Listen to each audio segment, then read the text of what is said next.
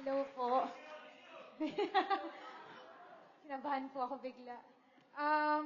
Magpapasalamat lang po ako kay Lord sa ginawa niya sa buhay.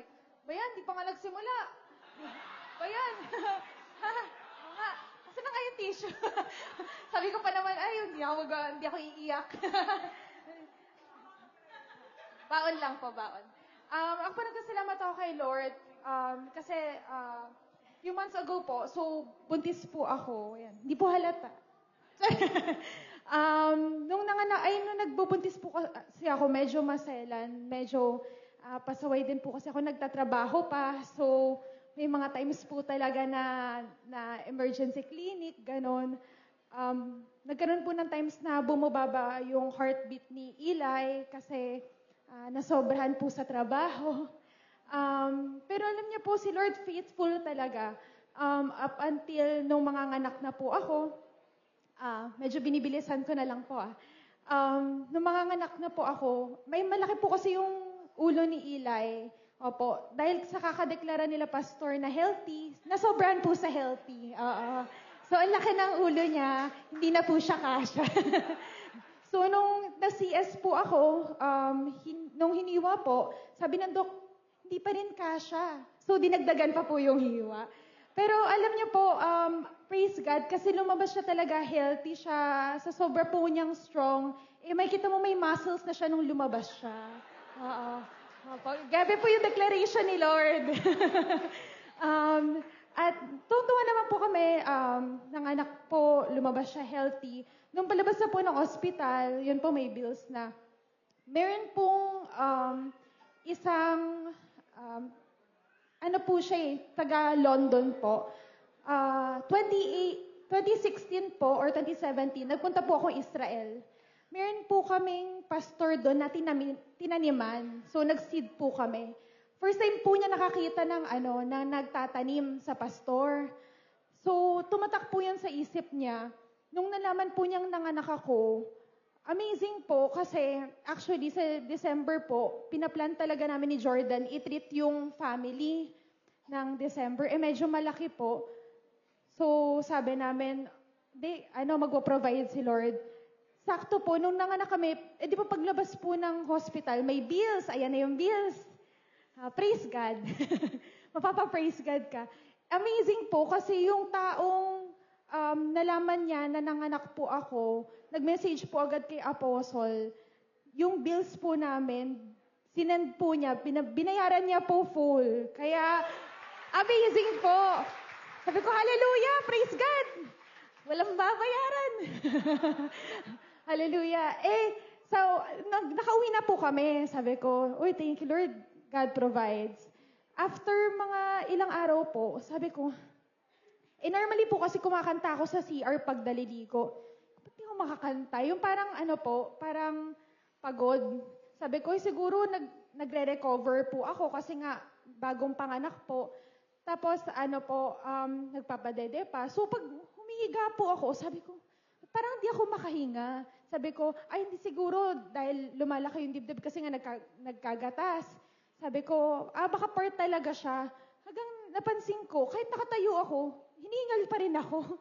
So, nung tinawagan po namin si Doc, sabi ko, Doc, normal po ba to?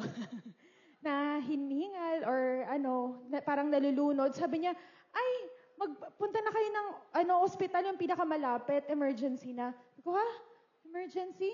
Sabi ko pa kay Jordan, uy, emergency daw. Sabi ni Jordan, sige, hintayin mo ako. Galing pa po siyang Bulacan. So, hintay ako, emergency daw, hintayin ko si Jordan. So, hinintay ko naman po si Jordan. Obedient naman po ako. So, pagdating po ni Jordan, diretso na po kaming ospital. Medyo, sabi ko, parang pasikip yung dibdib ko.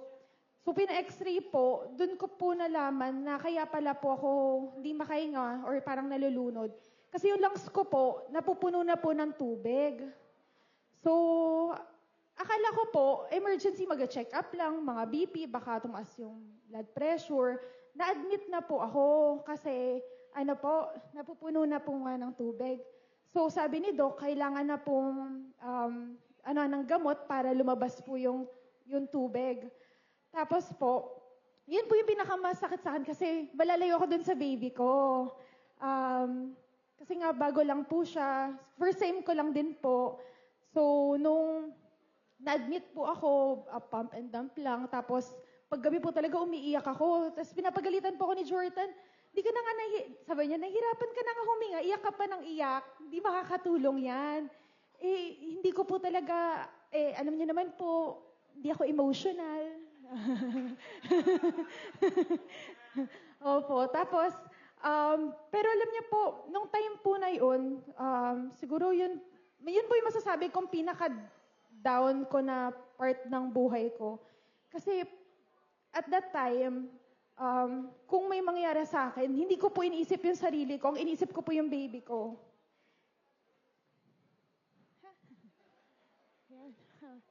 Iniisip ko na hindi na yun sa sarili ko kasi pag nawala ako, para yung baby ko. Noong time po na yun, sabi ko, Lord, ba't naman ako? Bakit ako? Napapakesyon na din po ako. Sabi ko, Lord, nag-serve naman ako. Kumbaga, hindi ko alam, meron ba akong, anong bang pagkukulang ko? Sabi ko, Lord, sorry kung may pinagkulang ako, pero please, wag mo akong hayaang mawala sa baby ko. So, yun lang po yung pinag-pray ko ng time na yun. And I thank God kasi nandyan po sila mom, dad, sila mami, daddy ko po, mga pastors po natin, na pinagpe-pray po ako noon. Kasi nakakapanghina po talaga.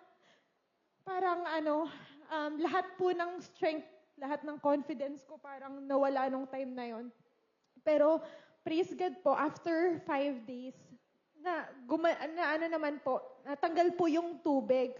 Kaso ang problem naman po, nag-collapse naman po yung lungs ko. So, nagdikit. So, kaya hanggang ngayon po, nagte-therapy rin po ako, nagbe-breathing para mag-expand po. So, nung gumaling naman po ako, pinayagan na ako lumabas. Paglabas ko po ng ospital, ayan na naman, may bills na naman. Ngayon po, mas malaki na. 150,000. Noong time po na yon, sabi ko, hala, paano? May insurance po ako, pero technically po, hindi siya covered kasi due to pregnancy, yung pneumonia ko po. So, nung magpa-file na po, praise God, kasi sinagot nung hospital, ng insurance po, 100,000. So, sabi ko, praise God, nakabawas. Di nakalabas na po kami ng hospital. During those times naman po, medyo okay na po ako. Nakahinga na po ako ng onte. Pero medyo hindi, ang inaano ko lang po, yung breathing ko po na medyo hinihingal. Kaya actually, pag nakikita ko sila, Hera, kumakanta dito, naingit ako. Sabi ko, Lord, gusto ko bumalik. Gusto ko ulit mag-serve. Hindi pwedeng ganito kasi dyan mo ako ginagamit. Kung ano pa yung ginagamit mo sa akin, yun pa yung mawawala. Kaya, actually hanggang ngayon po, nagpe-pray pa rin ako na ibalik niya yung talagang breathing ko, yung lungs ko na makabalik po ako sa serve. Kaya alam kong hindi natatapos po dito yung kwento ko. Kaya patuloy po tayo magpagamit kay Lord kasi si Lord ang bahala sa atin. Amen. Amen po. Thank you po.